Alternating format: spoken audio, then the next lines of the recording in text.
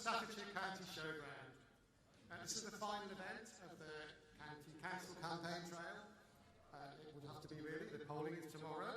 So my name is Peter Donnell, and I'm actually the Regional Manager for the West Midlands for Reform UK.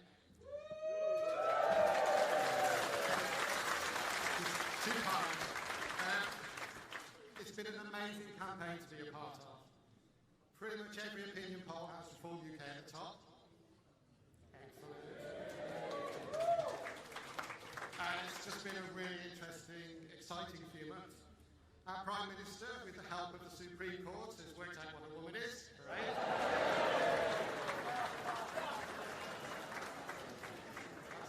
Always good news. Kenny Badenoch is busy adopting Reform UK policies all over the place. And then scratching her head why she's wondering why people don't believe she'll actually do anything about them, but there you go. Incidentally, this is the 25th anniversary of the Tories' promise to reduce net migration to tens of thousands. We've only recently found out she meant weeks, not years. And the Lib Dems, their leader, I think, still Ed David. He's no doubt out doing something strange, somewhere ridiculous, but for reasons which no one can quite make out, so he's doing his thing as well. Candidates come to me all the time, speak to me, and they tell me they get amazing support everywhere they go, which is brilliant. Tomorrow night we'll find out if that support's translated into votes, which we obviously really hope it will, and they work really, really hard to make sure it does. Our first speaker this evening is a guy who stood for us in the general election, and he's then brought up a really successful branch. He started a branch as chair in Sutton Coldfield. So would you please give a really warm welcome to Mark Huff.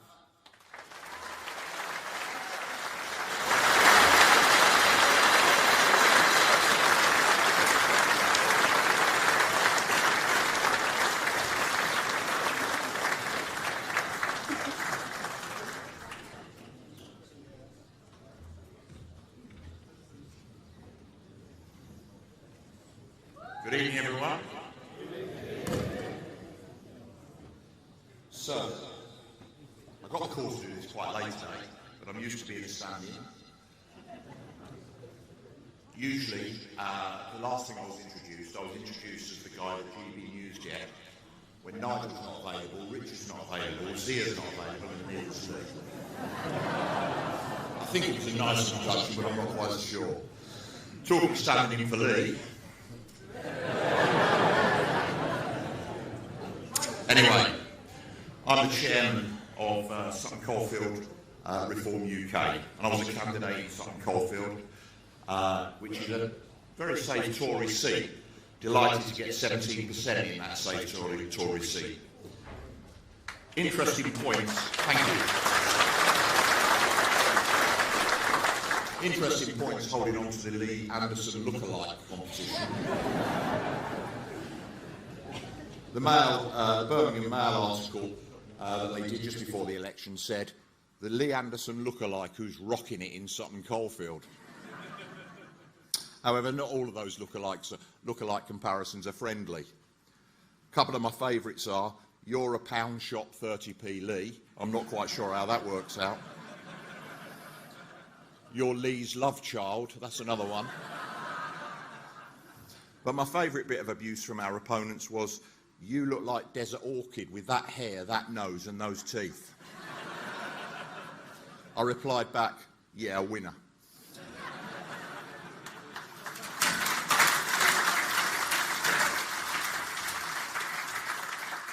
It never ceases to amaze me when you're on the campaign trail just how thick some of our opponents can be. We were campaigning in the election campaign and my wife's Indian, she's 5'2". Some big bloke got out of a car. He looked like a typical Labour supporter. You know, never had a job. Rather large, scruffy, and called my Indian wife a racist scumbag. Sometimes that's what we're up against. Also during the campaign, I had a hatchet job done on me by the Birmingham Mail. So they started to turn on me after the nice little comments they made. Just imagine walking into your co-op to go and buy some drinks and seeing yourself on the front page. And then you think, oh dear, I didn't even know anything about this. And then you scan it, and the guy next door to you, the scanner's doing the same, and he looks up at me and he goes, this isn't looking very good, is it? Anyway, they subsequently removed the article because it was all fact, it was all false. Ultimately, being a candidate's extremely rewarding. The well-wishers are amazing. Even to this day, it really gives you a boost. You actually find that actually how many people really support reform. It's hard work, but you need a team, and some of my team are here, and they're just fantastic. I was telling some people earlier, I had a supporter the other day. He came riding up to me, and he looked like a bit of a roadie on his bike, young lad. And he came up to me and he went, yo, bro, you're the business. When I told my daughter, she said, was he drunk? But we worked really hard in our campaign, very visible, innovative. And as most of my team tell you, I'm quite a shy person. Seeing your picture go up all over Sutton Coldfield was quite funny. The opponent's reaction was quite different. To be fair, the Labour candidate was pretty courteous. The Conservative candidate was rude, to the extent where he didn't even shake my hand at the hustings. And then I met Jess Phillips. Yeah, I used to quite rate Jess Phillips, actually, because my wife's done some work with her because she actually works with children. Unfortunately, Jess Phillips is the epitome of what happens when somebody gets into power.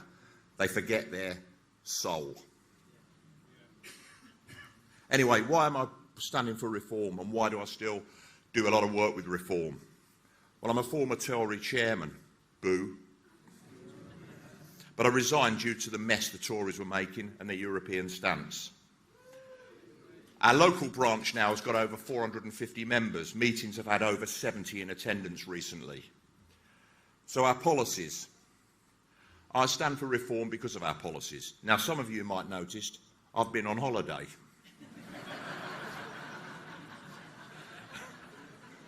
If you haven't noticed, you need to go to Specsavers. And you can guess, on my holiday there was definitely no dimming of the sun. What I found is I went to the Far East, and a lot of these countries I went to in the Far East stood for exactly the types of things that we at Reform UK stand for. Low tax, high growth. I went to Vietnam, their annual growth is 7% per annum. We can only dream of that. They've got strict immigration. Every time we got off the ship, I was on a cruise, you found that you were actually heavily checked every single time. The streets were clean. There weren't bins piling up. It was all properly organised. There was no net zero nonsense. And the one thing that struck me about all of these countries in the Far East I went to was the pride that people had in their country. The taxi driver that picked us up from Singapore couldn't tell us how good Singapore was. And I was sat there thinking, good grief. I'm not proud of this country the way it's going at the moment. Locally, we find that the councils run for the benefit of employees and not the public. It was actually embarrassing when people found out that I'm from Birmingham, although Sutton Coldfield is in Birmingham, unfortunately. Even the Americans on the cruise knew about the bin strikes and about the rats and about the bins piling up in the streets. It was embarrassing. The potholes, the waste, £23 million per annum on DEI rolls across the country in councils. Scrap them. The corruption. In Birmingham alone, there's an £11 million scandal going on regarding taxi drivers across the city. And don't forget, 23.5% of council tax goes to employee pensions. This needs to be looked at. And it's not confined to Birmingham, it's across the country. So we'd scrap the DEI, diversity, inclusion. We'd scrap net zero initiatives. We'd commission independent auditors to root out waste. And we'd spend money on repairing the potholes, bin collections, and all essential services. I think these elections are really important, that we get as many council seats as possible, and of course that we take Runcorn tomorrow. And on a national basis, we need to send a clear message to two-tier Keir. Demand the end of the Labour cover-up on the rate gun scandal.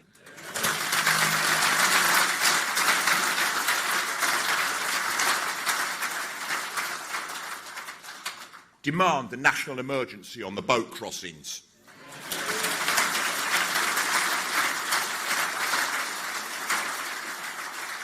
An end to two-tier justice and policing.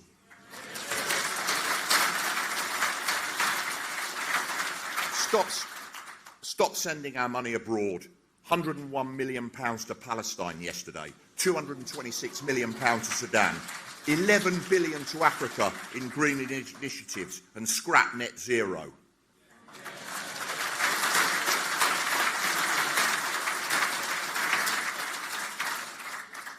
We've seen what it's done to Spain, and it's coming here soon if we don't do it. They spent £21 billion on a carbon capture project that won't even work, all while scrapping winter fuel allowance for pensioners. So tomorrow, go out and vote for reform, for better cost-effective services, and to send a message. This country wants you gone, two-tier care.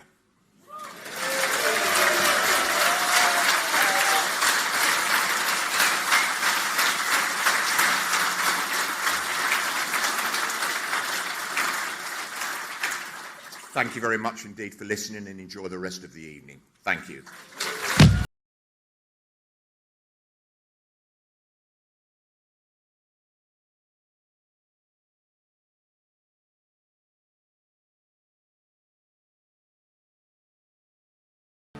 Excellent. Thank you, Mark. Our next speaker, our next local-ish speaker in the West Midlands is someone who was actually the first person to get elected onto council as a Reform UK candidate in the West Midlands. Her name's Anita Stanley, and she got elected in Wolverhampton, Bilston North. Previously to getting elected, the seat was 71% Labour, so she proved just what we can do with hard work and great campaigning. So please welcome Anita Stanley.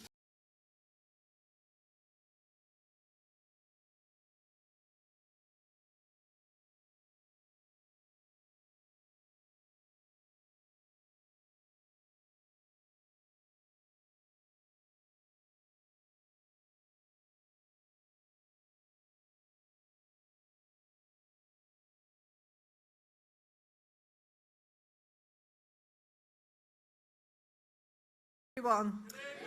Yay! Yes, it's possible. Look, I've managed it. Woo!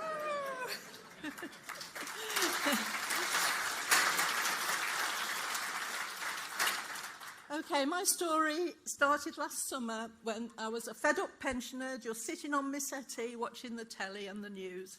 Dreadful. Didn't know who to vote for. And somebody told us, well, let's go to the local hustings and see who the candidates actually are for the general election in our area. So we did that, and that's where my husband and myself, we actually met this lady called Celia Hibbert. Now, she's a 6-foot-tall lady, ex-beauty queen. She comes from Nigeria, and she's an experienced councillor. So her mission was to actually make sure that we change the nature of the council in Wolverhampton. She was tired of being, first of all, she was a Labour candidate, but she couldn't follow the party whip. They were going off-piste. So she became independent. And because of hard work, working for the local community, she built up a reputation and has, since every time there's an election, she comes up for re-election, she gets re-elected with an increased majority as an independent. But she led the way to myself being a Reform candidate, because a by-election came up in the Bilston North area last October. Okay, so my life started turning itself around, upside down and wherever, last October, when Celia took this pensioner who was not a politician, but, you know, I've had an interesting past in education, so I'm aware of what's going on, and I didn't like it. So Celia sent my husband and myself, she said, go down to the event that's going on in Birmingham. They're launching a new party. It's called Reform UK. Go and see what's going on there and see if it's okay. And then you can stand as a Reform UK councillor, as a candidate. So, okay, we went along, we met wonderful people just like yourself from all walks of life, right from Scotland, Wales, Northern Ireland, English people. We were all fed up, we wanted a change. And so I thought, well, I think I fit in with these people. They feel the same as I do. So I actually thought, well, Reform OK looks OK to me. The people are nice, the leaders are good, they're saying the right things. And so I agreed to stand as the local candidate for Reform UK. And in Celia's words, just see if we can get any votes, okay? So that was the situation last year. It was a new party, see if we can get any votes. So I followed Celia's lead with some of my team here who have been fantastic stalwarts, Renee and Paul, yeah, and lots of others. We came across these people who also wanted to help. So with their help and Celia's leadership, we took each day as it came, because I hadn't got the first clue about how to campaign.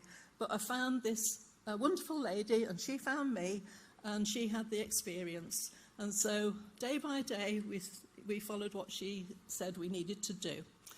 Okay.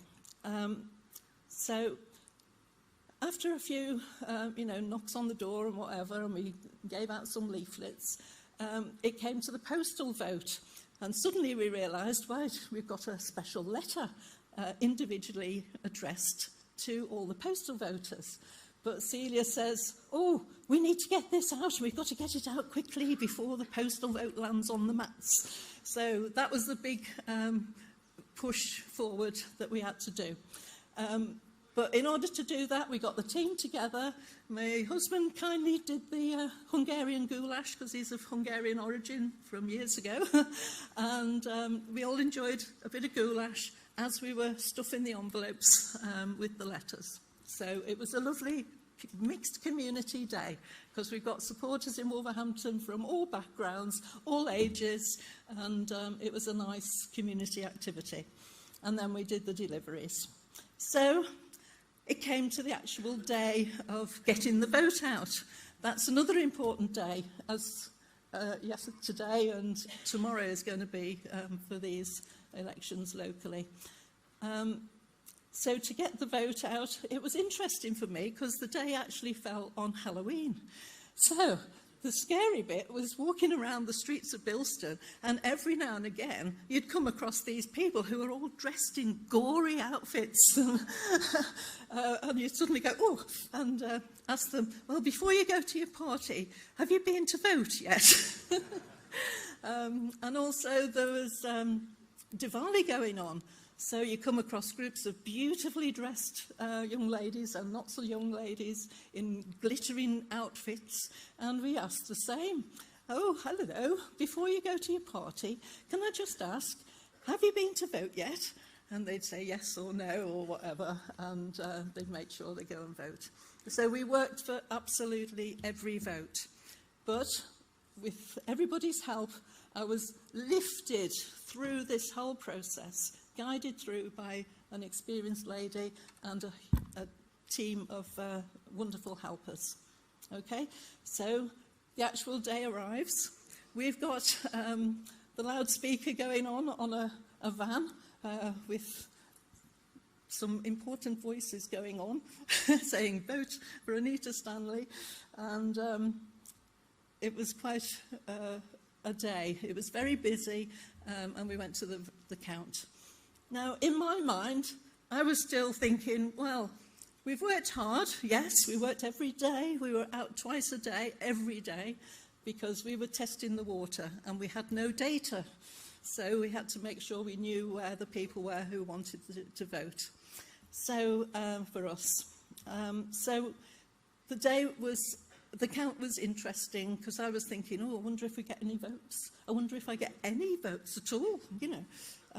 We'd had very positive feedback on the doorsteps, but to actually witness it, and the piles were going up, and the piles were going up, you think, oh my God, I might win this.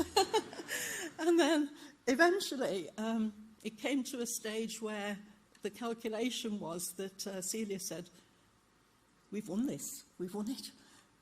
Really? Anyway, the Labour group, and there was lots of them, must have realised that they'd lost. And so they just disappeared out of the room. And I thought, oh, okay, see you later. And yes, I was duly elected. And so that was a wonderful experience. Thank you.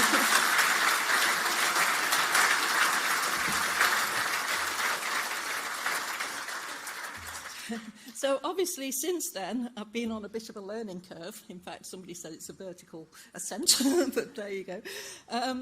And so I've obviously been doing the job of a councillor, and there again you do get support in the council. There's a group of people called councillors support, and you send all the issues into them, and they get the right department working for you, and they have to feed back to you within 2 weeks.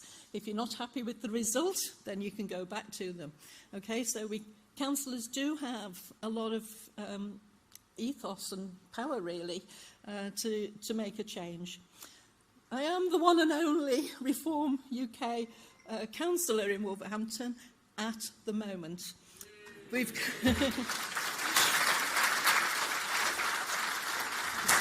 Thank you.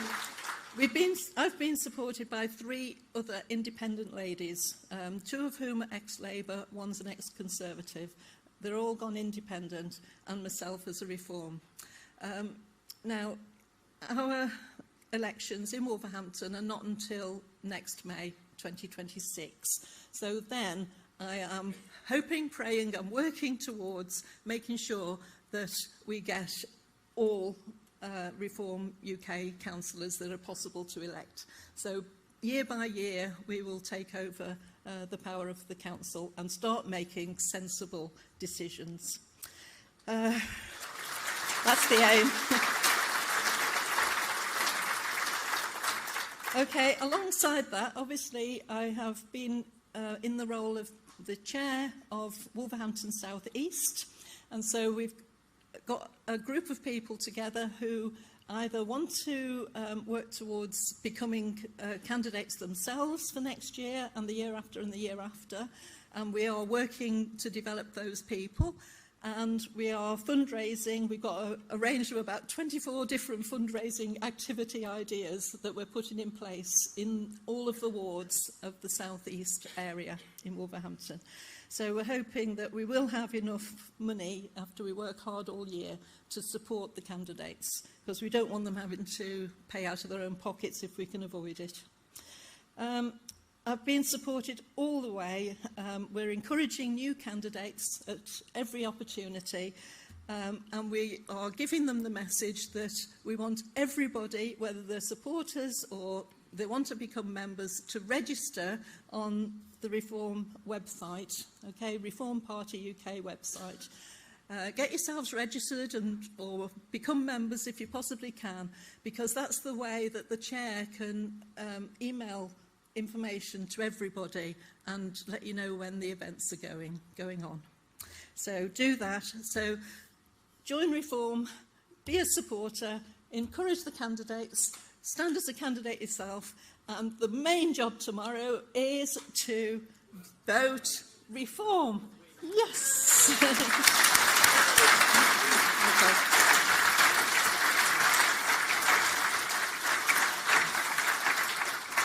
Right, okay, thank you very much. Now, I've got one important job to do now, and that is to announce the arrival of the leader of our party, Reform UK, Nigel Farage. Please give him a warm welcome. Thank you.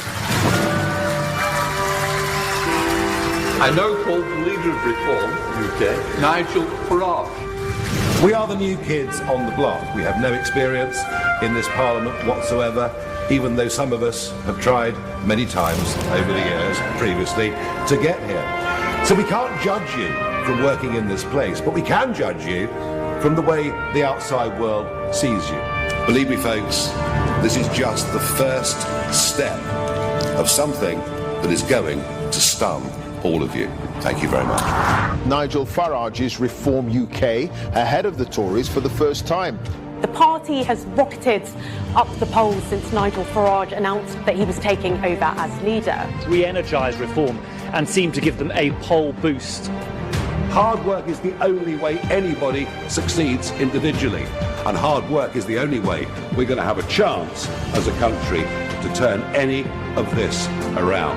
You know, for a Labour Party that couldn't define what a woman was, couldn't define what a working person was, well, after today, I'm pretty convinced they can't define what economic growth is. We believe that a society looks after its weak, but encourages everybody else to do the very best it can. We don't care about skin colour. We don't care about orientation. We care whether you share the values of this country. We care whether you obey the law. And we'll judge you on who you are. We'll judge you on who you are as a person. Isn't this what everybody wants? Is that what we're going to fight for? Can we make history? Are you going to be part of it? Thank you very, very much indeed.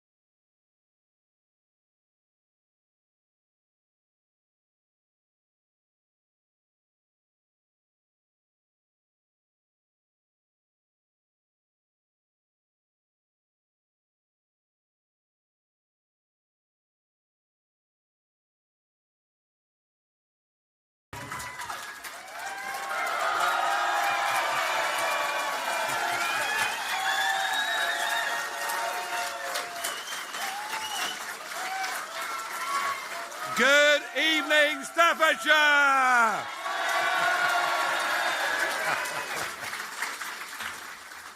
I have, for the last month, pretty much every single day, toured the length and breadth of England, where, of course, we have a parliamentary by-election which takes place tomorrow in Runcorn and Helsby, with, I think, our absolutely excellent candidate of Sarah Pochin, who despite the fact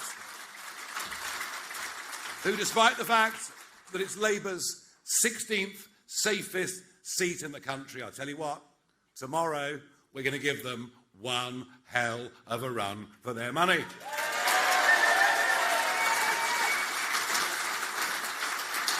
I've also been travelling the length and breadth of the country to support our 6 mayoral candidates, and I've been travelling the length and breadth of the country in the 23 counties in which county council elections or unitary elections are taking place. I have been down to the west of Cornwall, I've been up to the north of Northumberland, all the way to Hadrian's Wall, and I've been doing this non-stop for a month. But I decided that I would have the last night of the campaign, the last event here in the heart of England in Staffordshire, where we tomorrow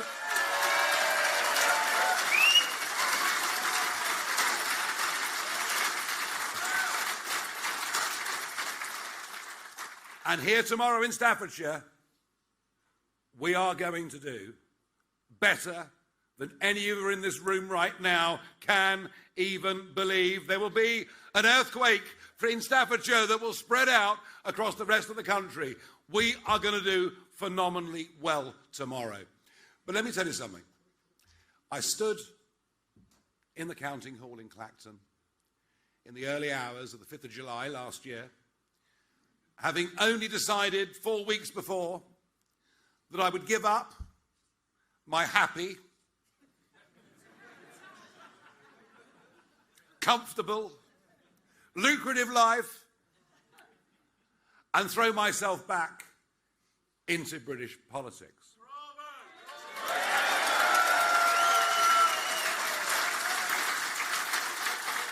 And as I travelled up that day to give this press conference on the 3rd of June, last year, with just 4 weeks to go before the election, I sat in the car and I thought, why am I doing this? Do I need my bumps felt? And I sat and thought about it. And 3 words came to my mind. Family, community, country. They're the things that I love. They're the things that I care about. They're the things that you care about. They're the things the silent majority in Britain cares about. And they're all under threat and all being damaged by a two-party political system that has failed us, that has betrayed us, that has let us down, and we need something completely fresh and different, not just at national government level, but at local government level too. And I committed on that morning, I said that I would professionalise and democratise this party.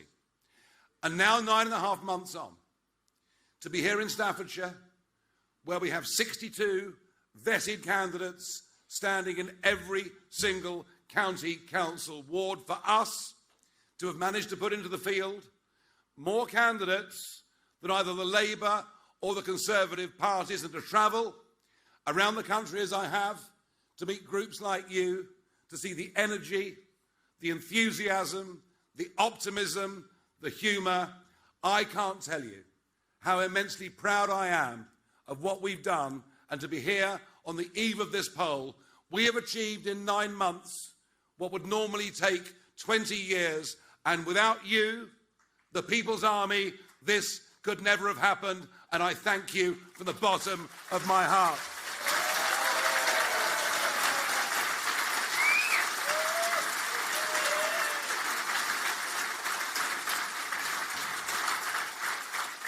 Now, local government normally slips below the radar. You pay your council tax, you get your extra 5% rise every year, but you generally don't know where that money goes or what's being done. And as part of our professionalisation, we put in January of this year, 3,000 freedom of information requests around all the councils. And what we found was really quite extraordinary. Here in Staffordshire, millions of pounds spent on agency workers and consultants. And here in Staffordshire, £18,000 spent on driving lessons for asylum seekers. What the hell is going on? Here in Staffordshire, hundreds of thousands of pounds committed to fighting climate change. Here in Staffordshire, plans in moorlands for a very, very big onshore wind farm. And just down the road here, recently approved plans for a massive solar farm. Your money is being mismanaged by Staffordshire County Council.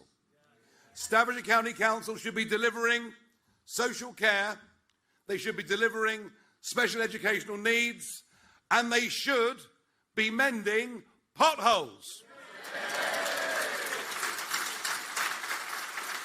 But they seem, this massive majority government here in Staffordshire has gone totally woke, and it's spending money on diversity, equity and inclusion. It is spending money on climate change initiatives. And let me tell you something, if we win this council tomorrow, there will be no more working from home. They will come into the office or we'll get rid of them.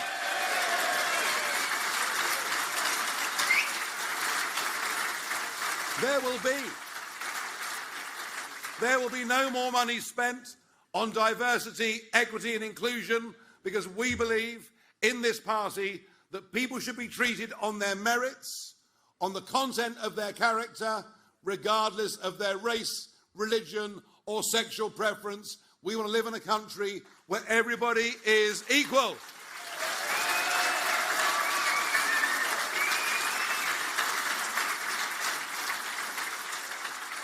And we will stand up and fight against these mad net zero agendas. I don't want to see productive farmland covered up with solar panels made by slave labourers in China. that frankly, well, it's sunny today, but it's going to be sunny tomorrow as well, and I'll come to that. But very often it isn't. And the dangers of this net zero cult. And I think the reason is our politicians no longer believe in God. Our politicians no longer stand up, understand, and respect the fact that everything in this country has been founded and built upon Judeo-Christian culture. That is who we are. Who we are.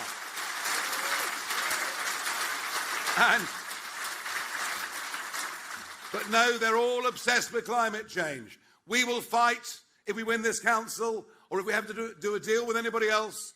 We will fight solar farms. We will fight wind farms. We will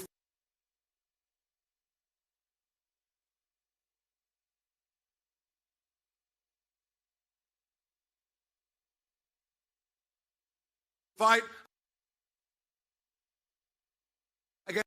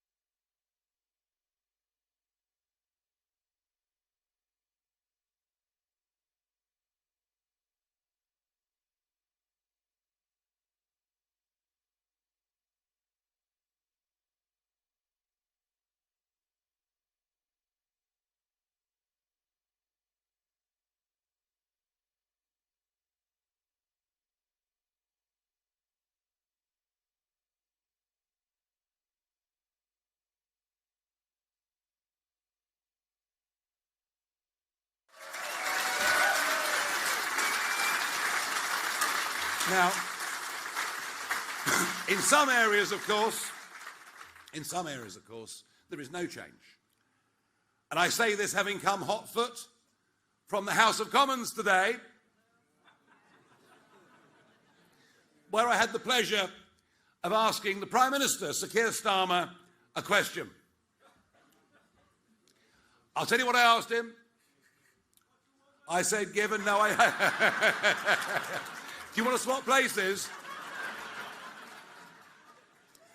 I said to him, so far this year, 10,000 young, undocumented males, most of whom come from a culture that is entirely alien to ours, many of whom, once they come, have the potential to do us great harm. 10,000 young men have crossed the English Channel already this year. A 40% increase on the numbers that came last year. We are headed for record levels. And I made the point that it's those people whose alarms go in the morning, those people who get up and go to work, those people who pay taxes, that are funding a lifestyle for those who come to Britain illegally, which means not just four-star hotels, but now, as you've seen, private rental accommodation in mass numbers. And I said to him, smash the gangs. All he's done is smash the Conservatives' dismal record. The Labour government are even worse on the Channel than the Conservatives were, if you can believe it. And I said to him, it's time to declare a national emergency and take appropriate action.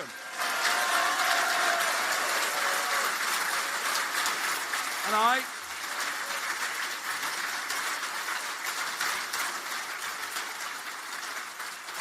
cannot think of an issue, that upsets the British people more than this. Why? Because it's just unfair. It's just wrong. As soon as they arrive, they get GP appointments. They get free dental care. How many people here have an NHS dentist? I bet not very many. And it's also unfair to those who spent thousands of pounds to come to the country legally, because these people jump the queue. And then what happens is, because we don't deport them, they've given indefinite leave to remain, and then they go to the top of the social housing list, above that of British families, above that of ex-servicemen and others in need. It is unfair, it is wrong, it is breeding resentment, and I have no confidence that either party have the moral courage to stand up and to do what is right. And I tell you what, these may be local elections, but the impact of national policy is there for every council to see. And we've made it very, very clear. The only way you stop people paying traffickers and coming into Dover, and by the way, I was saying this 5 years ago, do you remember? I was the first person going out into the Channel warning about this. The only way you stop this is you make it not worth paying the trafficker €3,000, €5,000, whatever it is. And how do you do that?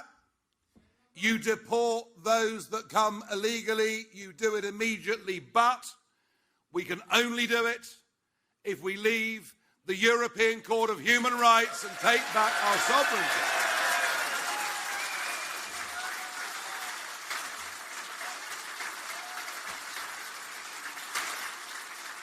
Well,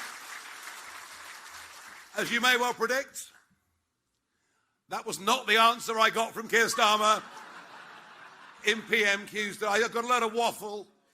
It's all completely meaningless twaddle. And they all need to go. We'll start with Staffordshire County Council tomorrow.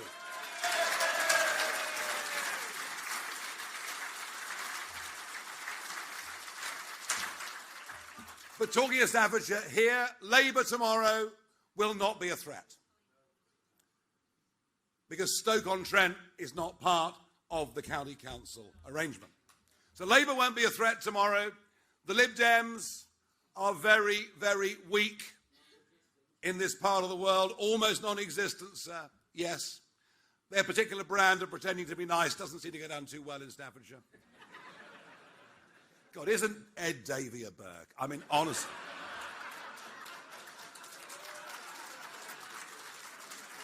I mean,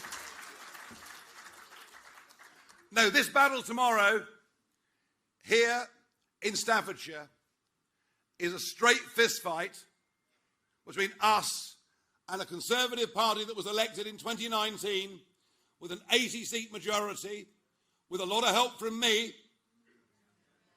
at the time, because I felt it was the right thing to do. This is a straight fist fight between us and the Conservatives.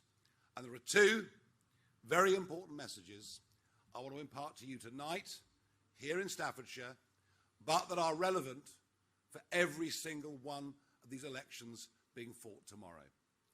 My first message is to the candidates sitting at the front. Well done them. Well done them. Some of them have experience, but for many of them it's the first time ever they've put their heads up over the parapet and decided to stand for public office. And I thank them, although once they're elected they may not necessarily thank me. No, they will. They know. I've talked to many of them in my couple of trips to Staffordshire during the campaign. They know that success brings with it great responsibility. They know that we have to deliver in government in a way that the other parties have not. And I wish all of you that are successful over the course of the next couple of days, I wish all of you, once you're there in County Hall, I wish you all Godspeed. I know you're doing this for the right reasons. You know you're doing this for the right reasons. We will give you whatever help and support as a national party as we possibly can. But ladies and gentlemen, give them a round of applause. They're brave people. They're brave people. But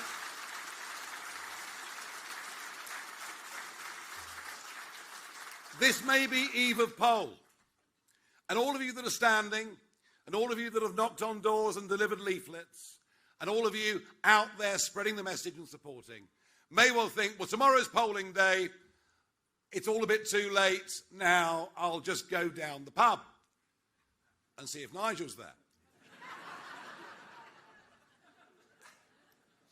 But actually, tomorrow, there's a lot all of us who want successful Reform UK can do.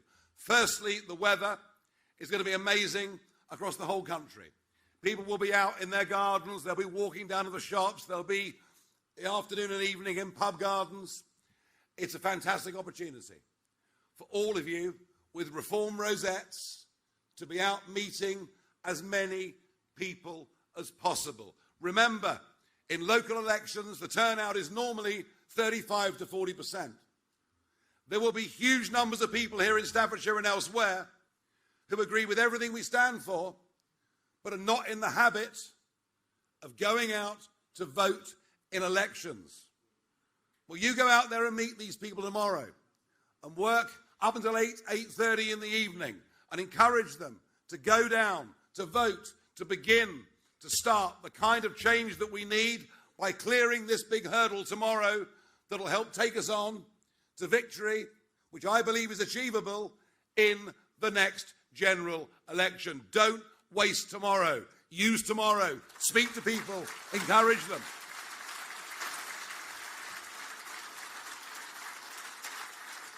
And there's one other very big message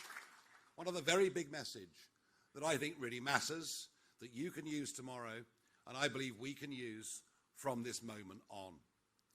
Tomorrow is the day that two-party politics that has dominated this country since the end of the Great War, tomorrow is the day that two-party politics in England dies for good.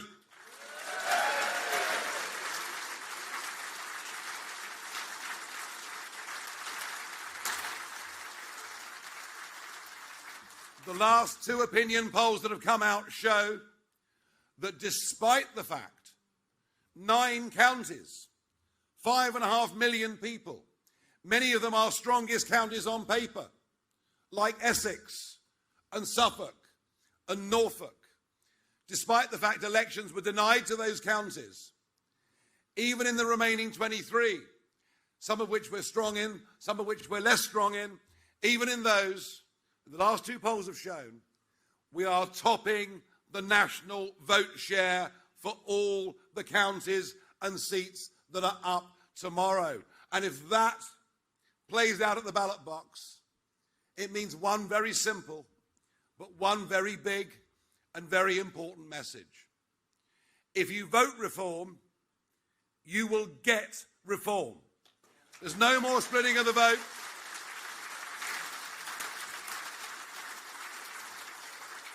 40% of the dwindling number that still voted Conservative at the last election didn't vote for us because they didn't think we could win. They thought we'd split the vote. After tomorrow, when we're bigger than the Conservative Party and the world can see it, it'll be them that splits our vote. Vote reform, get reform. That is the message tomorrow, out on the doorsteps, in the streets, in the pub gardens, and I believe that'll be the message for the next 4 years in the run-up to the next general election. British politics is about to change in a way that nobody understands and nobody can see, but I feel it deep within my heart, and I sense that you feel it deep within your heart too. Let's make history and change our country forever and for good.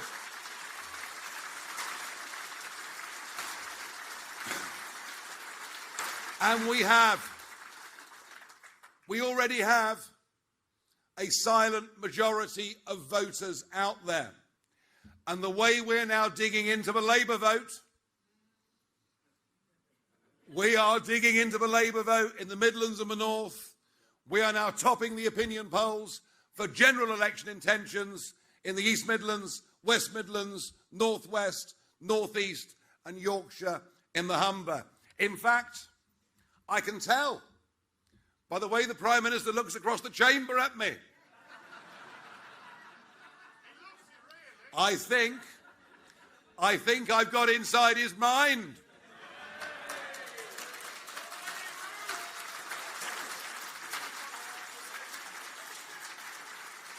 Keir Starmer doesn't believe in anything. There are no principles. He just reads out the latest thing that Morgan McSweeney tells him to. And look who's around him. What a shame Lee Anderson's not here. He's on the Northern Comic Circuit tonight. He was pre-booked. But, you know, the Chancellor of the Exchequer that told us she was an economist at the Bank of England for 10 years. It turns out she's Rachel from accounts. And anybody in this room that's involved in retail, anybody in this room that's involved in hospitality knows that these national insurance increases are catastrophic. They will close down many businesses. They will lead to a big increase in unemployment. And frankly, she is completely and hopelessly out of her depth and as good as useless. And then we have a business secretary, Jonathan Reynolds,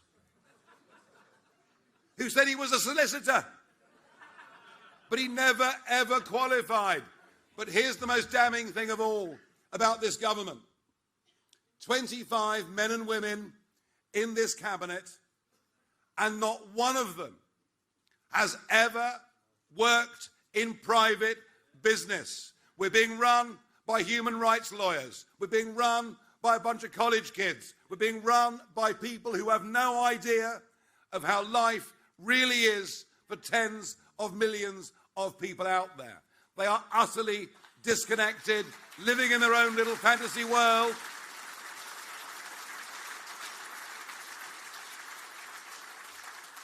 And in theory, they're opposed by a Conservative Party that is split down the middle. And frankly, I couldn't tell you what purpose it serves. Tomorrow is the day when we replace a party that's been around since 1832, but is now past its sell-by date.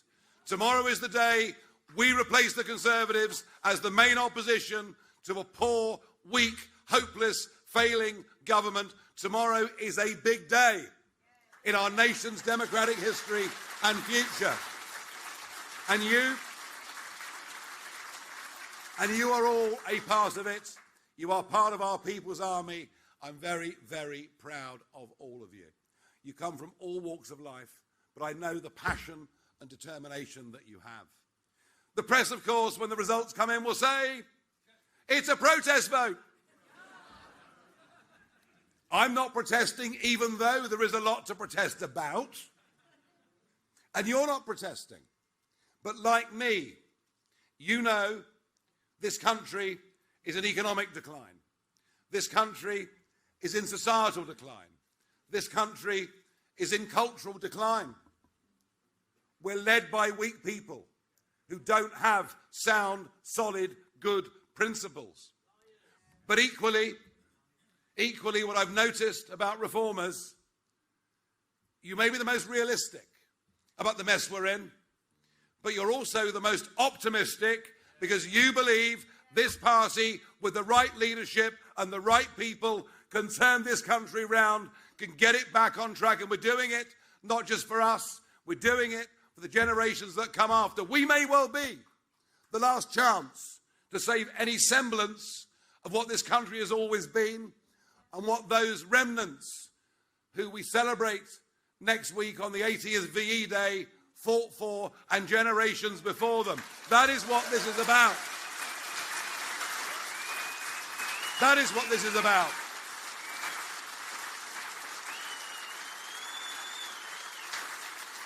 And I am determined. I'm more determined than I've ever been before. I'm unafraid of anything or anyone. I went through the jungle, you know.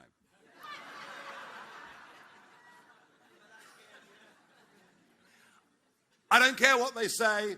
I don't care what they do. It is my honour to be at the head of this people's army.